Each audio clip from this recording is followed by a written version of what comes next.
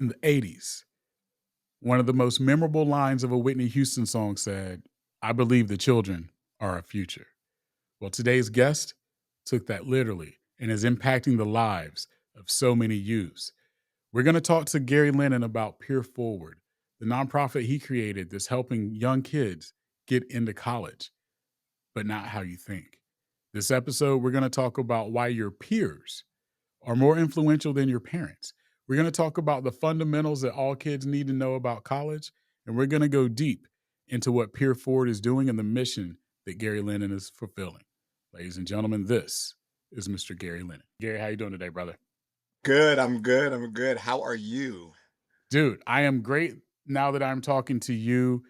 Gary, when I was growing up, there was a song, and the first line said, "I believe the children are our future," right?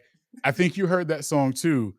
But Gary, you're one of the few people that took action and is actually doing something, man. So I wanted to applaud you for doing the action because a lot of times we talk and a lot of times, we'll support, we'll donate, we'll do some things. But as you know, it takes a lot more than just pats on the backs to do the things that you're doing. So I applaud you, brother.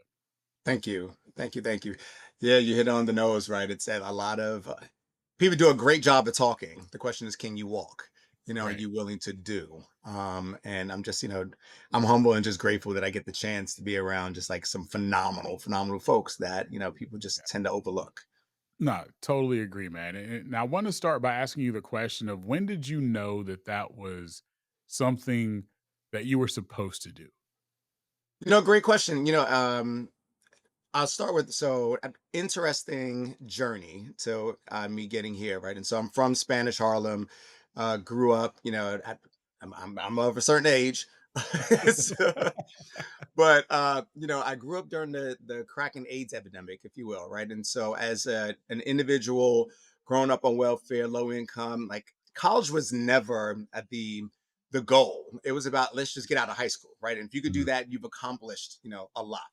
Yeah. uh, but interesting enough, I was always in the talented and gifted program. So the Oliver program found me in junior high school.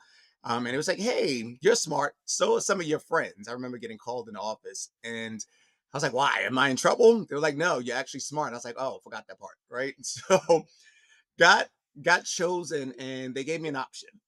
And the option was to either go to a private boarding school or a private day school. And in New York City during that time, like that wasn't really something that we've ever thought about. I was like an independent school, sure. Um, but I knew that I needed to leave. And so I chose a boarding school. And against my mother's wishes, against the family wishes, they was like, what do you mean you're going away?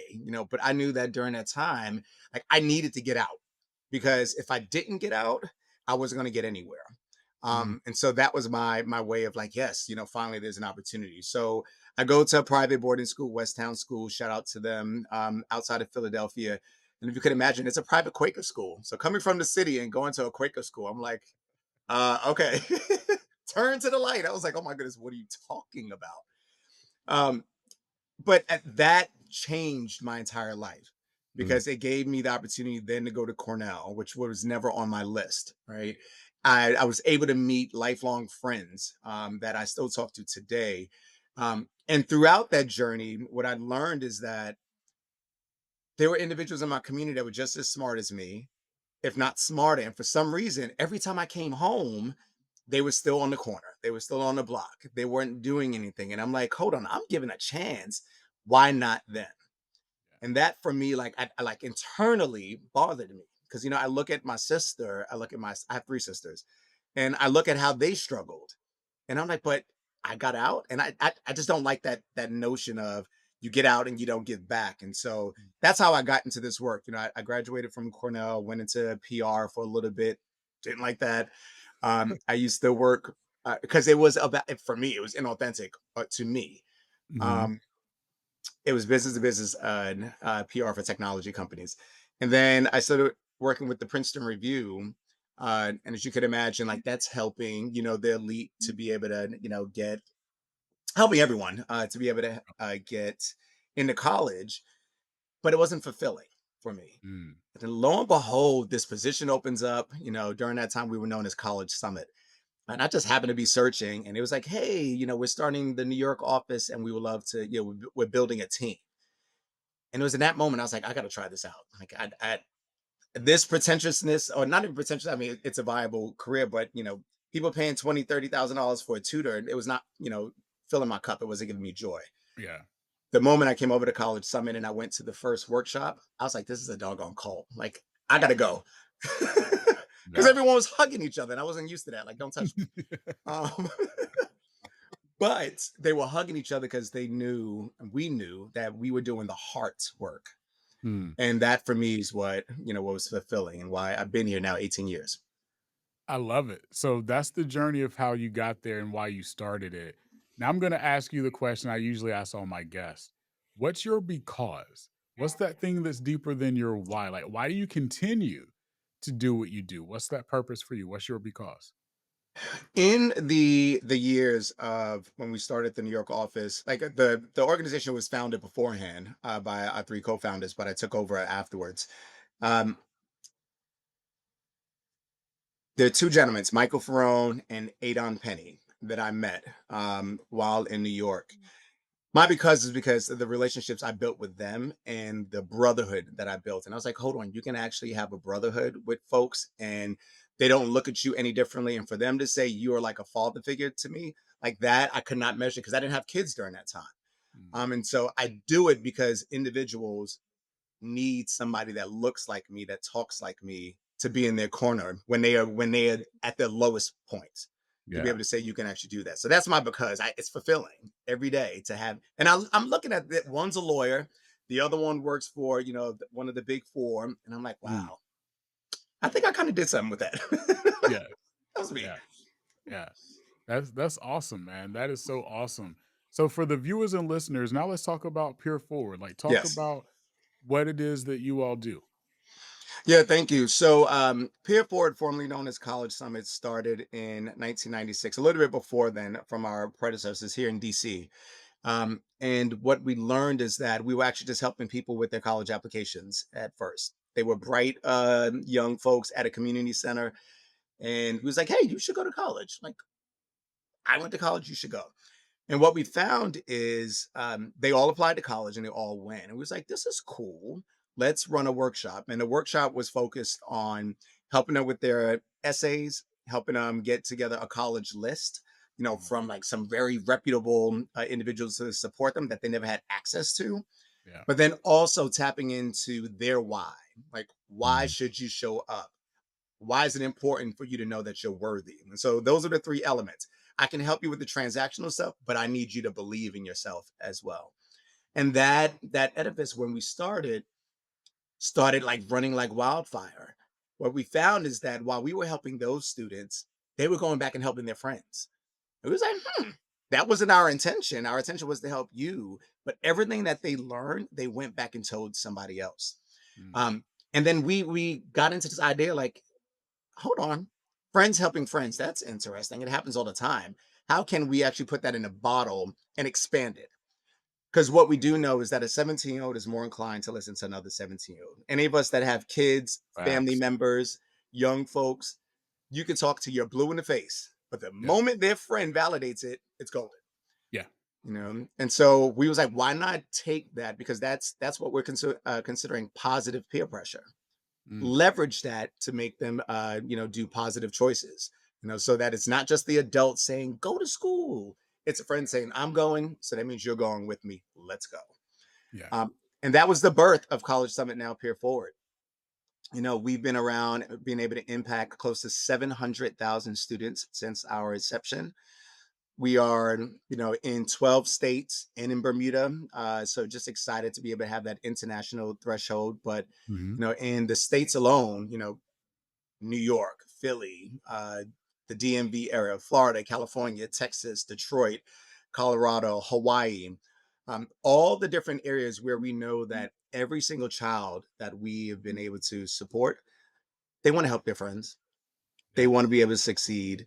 And the way in which that we do that is by tapping into the power of peer pressure, positive peer pressure, Yeah. to be able to support folks. I love that, brother. And one of the things that you do is you match the students with what 3 programs, 3 schools, 3 universities, at least 3? Yeah, so they get a list of 10, but they're required to apply to at least 3. And the Mm, reason why is because research shows that if you have more options, as we know, you're more inclined to go. right. They're required to fill out their financial aid forms early. You'll be surprised, particularly for students in low income communities. They are typically the last one to fill out their financial aid forms when Mhm. they're the individuals that should be first in line, not last in line. And so we're very intentional about getting them to do this stuff early so they can maximize the benefits of going to college. The third piece that they're required to do is about connecting academics to college and career, right? And so we also acknowledge that as a ninth grader, you may not know what you want to do, but having a 12th grader, say, hey, if you were, 10 years from now, if I saw you, what would you be doing? If they said, I want to, be a detective, we're like, great, no problem. Or I want to be a doctor, fine. But the 12th grader is telling them, if you want to be a doctor, you may want to come to class. Like, how about you get out the hallway in order to Right. be? And it's not the guidance counselor saying it. The guidance counselor is always going to say it, but it's coming It's from the a peers, friend, which makes right? it relevant to them. Yeah. And that has by far been the most remarkable way of being able to, increase college going culture in our school systems. And I love that, and here's why I love it. So, back in the I'll say my decade, back in the '90s when I graduated high school, Yes. I knew I was going to the University of North Carolina because I was a Tar Heel, right? Like, Carolina blue was my favorite color, Michael Jordan went there. Right. I didn't necessarily know what programs they had. I didn't know what schools they had within there. I just knew that I was going there. So I Yes. applied, got a scholarship, I'm there.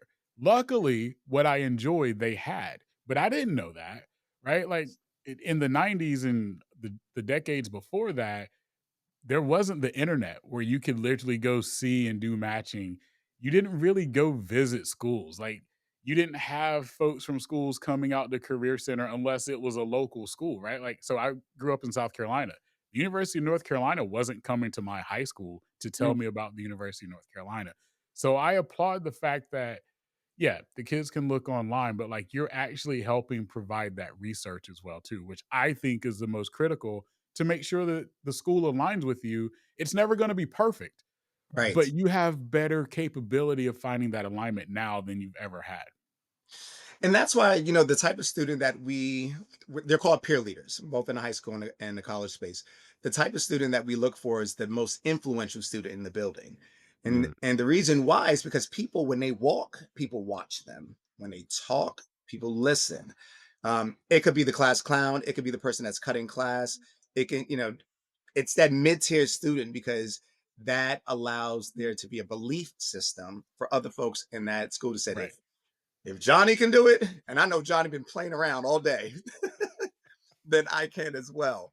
Yeah. Um, but the cool thing is that Johnny's sharing information, and it's right to your point. It's about fit, right? It's not just about, hey, I'm a student. I need to go to college. I'm just going to apply to the school up the street. They're asking the questions like, what do you like? Yeah. You know, and what don't you like? Do you want to stay on campus? Do you don't? Do you know how to do your own laundry or Yeah. don't you? Do you have requirements or like commitments within your family that won't allow you to leave? Because what Mm, we found is, we had a lot of students going into college, but they were not graduating for a college because it wasn't the right fit. No one asked them the right questions. They just, went ahead and said, I'll apply to the school, but there was no yearning to want to stay.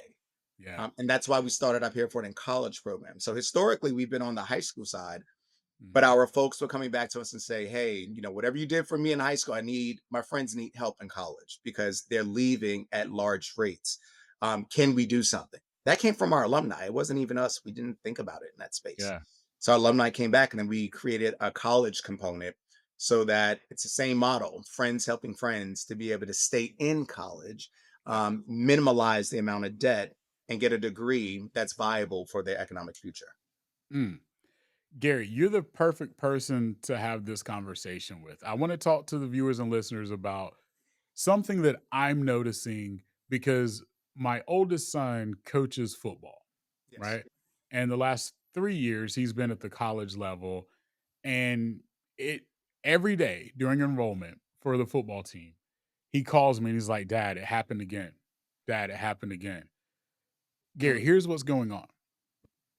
Children, kids, youth that are going to college day one, they don't understand the things that they need to survive, like having their ID and what their ID numbers are, their social security numbers, their mother's maiden name. Like, I'm gonna say this, things that I took for granted, right? Yes. Things that, I talked to my kids about. It didn't have to be a long conversation. It was just, hey, these things you got to make sure you know how to do. Little things like that. Forget laundry, right? Forget financial literacy. All that, we're going to talk about that too. But just the basics of, you got to know some things. And day one, you're going to need to know those things. Like, literally, my son Jay is listening to this right now. He will tell you how many times someone will drive or fly in out of state and literally have to go back because they can't register. They can't get their dorm room because they don't know how important it is to bring an ID. They don't understand, how to fill out an application. Like, talk to the viewers and listeners, to the parents, to the students about just the fundamentals that you've got to have to survive. And it's funny you mentioned. I'll tell you this quick story that it's a generational thing. I swear I don't get it. My nephew just applied to college, and which was great, but he used my email and my number. So I'm getting all these calls from Yeah. colleges as if I went. I was like, what do you mean? Yeah. Like the rudiments, the basics, like use your number, use Right. your ID. Right. My name is not Nazir. Why are they calling me looking for you? Right. Um, and I think that's the challenge that we're seeing across the board, particularly with just young folks about understanding the basic needs, and that's where it's important for us as an organization, school systems, and friends to have that type of checklist. Like, hey, in order for you to go to college, here's the five things you need to understand, Mhm. right? And it's back to understanding, what are the different academic offices that are there? What's the personal information that you need to make sure that you have? What are the emergency contact information that you need to have? Because you're getting there, and what happens if you know, stomp your toe or whatever the case may Yeah. be? They Yeah. just don't know, and it's sad, but we're seeing that across the country. And so I think Mm. as parents, whether you went to college and or not, we understand that there's basic things that our individuals, our young folks need to have. And we have an opportunity to make sure they have them, regardless if they go to college or not. It's like when you're turning that age of 17, 18, Yeah. you need to know your social security number. You So should how do know. we educate folks to like, hey, these are the five things as you go into adulthood that everybody, should have. And unfortunately, in the age of the internet, uh, information goes too quick and it's not landing well with our young folks. Yeah. You just brought up something too about email, and my youngest son, who's in grad school at the University of Miami, only has an email account because he needed one for the University of Miami, right? But I'm starting to see colleges now on applications, and I'd love to get your viewpoint of this. They're asking more about what's your preferred social handle so that they can communicate with you that way. And at first, I was like, why are colleges doing that? But then I realized I'm just getting older and I'm turning into that stubborn old grandparent, right? That's like, you can't be doing that. But I was like, okay, I guess it does make sense because this generation, I mean, I have team members, employees that, yeah, they're gonna check social before they check an email. Like, talk us through what you're seeing that type of shift in colleges and universities. We are like I graduated in 1996 from high school, and it's the Same. same emails. Not see, oh, there we go. Yep. Um, email was important to us. It's a generational thing that we're finding, and so social media is always going to be what we've learned the easiest way to get to them because it's the way in which that they communicate. We try our best to say get on email, but the reality is that we have to pay attention to the market, and Yeah. that means looking at social media and using that. Like you have to diversify the way, and we're doing this. Yeah. Diversify the way in which that you're communicating with folks, but that is that's it's not going anywhere. Secondly, though, the challenge with that is that our young folks use social media for both public and private use. And so how do we educate folks to say, colleges want your handle? Why? Because they're looking at like what type of person are you? And if you have an account that, can have individuals question the type of person that you are, then that's probably not the best handle that you want to use, because it's another way of screening folks. That's just the reality of where they are. And I think our young folks don't know that. They're like, oh, yeah, follow me on some random name. That's one. Secondly, we're trying to educate them on the names that you use, Yes. because it Yes. can't be you know sexy something, da da da. And you're giving that to an admissions officer. So part of our education is like, great, if they're going to ask for a handle, make sure it's a formal one, where you're not posting what you're doing after dark. Absolutely. And remember, things you did 2 and 3 years ago are still there. So you should That, probably do some yes. type of audit on your social media as well too. Yes, that it's funny. I had to change mine years ago. I was sitting on a board, and I had my handle from college my entire life.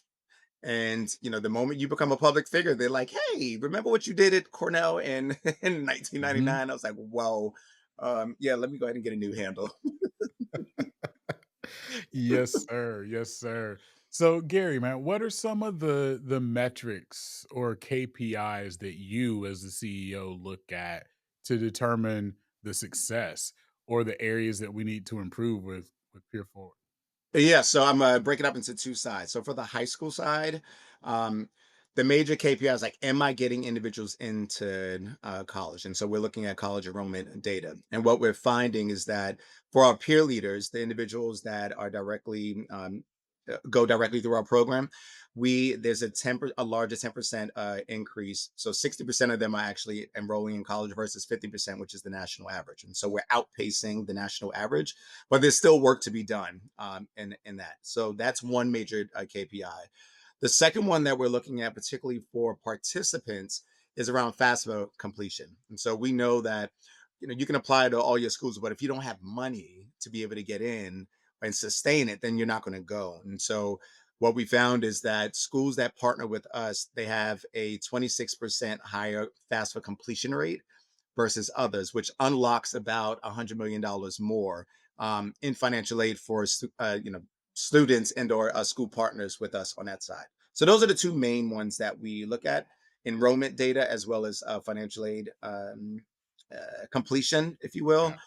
On the college side, we're looking at retention. So what we do know is that, generally speaking, um, individuals are graduating about 26. It's about 20% of individuals, excuse me, graduate by the age of 24 in 6 years. Like, that is a significant challenge. And so, and Yeah. the major drop off tends to be between their first and second year. And so we look at fall to spring retention rates and fall to fall retention rates. And what we've found in some of our partner schools is that, due to that mentoring program, we have a 71% higher completion rate of individuals going to college and decreasing the amount of time it takes for them to do it, which has been very, very promising for us on the college side. Mm, that's deep, Joe. That's totally deep, man. But I would say, like, those are the transactional, the major KPIs. The one that we cannot measure, Mhm. that by far is anecdotal, is the transformative experience for our young folks. And so the fact that they come back, I mean, literally from 1993, and they're still volunteering with us, they still, serving as a writing coach. Our 60% of our staff are alumni, and we've been very intentional about that. Um, it's a part you can literally never measure, because it's the heart Yeah. of the connections that literally is immeasurable and an invaluable experience for them. And you know what that tells me, Gary, is that you've created and established an amazing culture because culture is something you can't talk about. Yes, Culture is something that's felt, culture is something that's seen, right? Good or bad. So I'm yes. telling you, you have an amazing culture. The fact that you have alumni that are coming back and donating time and donating wisdom speaks volumes for you and the leader that you are. So give yourself another pat on the back for that one, brother. Thank you. I appreciate that. I mean, it's a blessing and a curse, because I'm like, go home. They don't want to go home, but I love it though. It's like, you have that whole family where you create a community where we can have a slumber party all doggone day, but I'm like, I need you to go Yeah. Yeah. home. Yeah, you gotta go home. You gotta go home. Gary, It's- so for the viewer or listener right now that is intrigued with what you're doing, and they're like, "Hey, I don't have peer forward where I'm at, but I wanna be involved in the community and with youths," right? What's some advice that you have for them to start again, they don't have to start what you've created, but to start that impact and that transformation? So one, I think it's about small wins for them, right? The ability to be able to help at least one person in your community, and share. It doesn't necessarily need to be about getting them into college, getting them out of college, but helping them to tap into their own potential. Something as small as saying, "I see you," goes a long way, because they're individuals that are not seen. And sometimes we really forget how powerful that goes and how long it can go. Um, the ability just to say thank you for showing up, affirming your friends goes a long way. And so I think sometimes society, we look for somebody else to do it when we have the power to be able to do it. I love that, Just brother. affirm your friends, affirm yourself, look in the mirror one day and say, "I'm beautiful There you and go. I'm worthy and I'm going to show up in my best way." I You know, love it. And when they're ready, call me because we can come to their community. I'm okay with that too. We're looking Oh, to go into new markets as well. so that was gonna be a personal follow-up question for me. What do we gotta do to get in the Carolinas, man? Like, We what's that used to process be, like? yeah. So interesting enough, we used to be in South Carolina years ago, Okay. and my family's from Dunbar, South Carolina, Okay. Dunbar, South Carolina, but we were near Columbia. But we Columbia? could Okay. talk offline. Yes, Yeah. I'm more than happy. I think Lower Richmond area. Yeah. Um, So Yeah. happy to get back. We actually one of our colleagues lives in South Carolina as well, and he's definitely like, "Hey, we need to get back." So it's nothing more than a conversation with a district, a school that says, "Yes, this type of program is what we need," and then my team is to be able to find out the philanthropic support to because it has to be both. All right, Mm, we want to make sure that the investments are there, the community is there, because we want to help everybody. At the end of the day, if I could be in every state, I would. there you go. Okay. Gary, man, I appreciate you so much. I wanna get you out of here on the top 5, though. So it's my rapid quick fire 5 questions. Yes. Ready? Alright. First question. Why'd you hate PR so much, man? During that time, it was too transactional for me, and you had to like, "Oh my god, hi, how are you doing?" That's not me. Mm. It's not. It was not my field. I was just getting used to talking to folks. It's And like, look never at you mind. now. Look at you now. Look at you now. Alright, are you a let's chat at a coffee shop or let's chop it up on a whiteboard kind of person? Where are you drawn to first? Whiteboard. Hmm, me too. Yep, whiteboard definitely. Me too. Yeah, whiteboard all day. Alright. What's been a book that you can always go to? Like, what's a regular read for you? uh, I'm going to draw a blank, but it's social bandwidth. Why am I drawing? It's this book that talks about everyone's social bandwidth and the fact that when you wake up, you start at 100. By the time you get out the door, you're probably at 70. How do we acknowledge that? Hmm, And knowing that there's a huge disparity with our young folks. But I can't. Yeah, it's social bandwidth. we'll put a It's a link blue out to it. book that's sitting on my desk. We got you covered. So, speaking of mornings, what's a daily non-negotiable routine for you? Like, no matter what, you're making sure this gets done. Great. Calling my kids. Mm. I have a 5-year old, 4-year old, and now a 3-month old. And so because I'm on the road so much, like there's no negotiables. If I'm home, like it's blocked up. I have to pick them up from school. I have to take them to school. It's non-negotiable. I won't take a call in the car with them. And because we got to sing Chris Brown residuals every day. That's our song together every day. All right. So, last question. What's your theme song? Gary Linnen's about to walk on stage. What's the song that's playing behind you? I'm coming out by Diana Ross. There you go. There you go. Walking out to it. I love it. Gary, man, where can people find and follow you? I'm gonna make sure I have links to peer forward, but where can people find and follow you, brother? They can definitely follow me on Instagram. It's Zebby JLM. I can definitely send that to you, and or follow Peer Forward. That's the easiest way to get us on Instagram, as well as on Facebook and all social media handles. But we do a lot of there's a lot of visibility there. Also on LinkedIn, you definitely want to find me. Hit me up on LinkedIn to learn more and have a conversation with folks. I love it. Ladies and gentlemen, this has been Gary Linnen.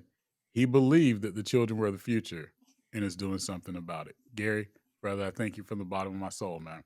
Thank you, thank you, thank you, thank you. I appreciate it. You got it. To all the viewers and listeners, remember your because is your superpower. Go unleash it.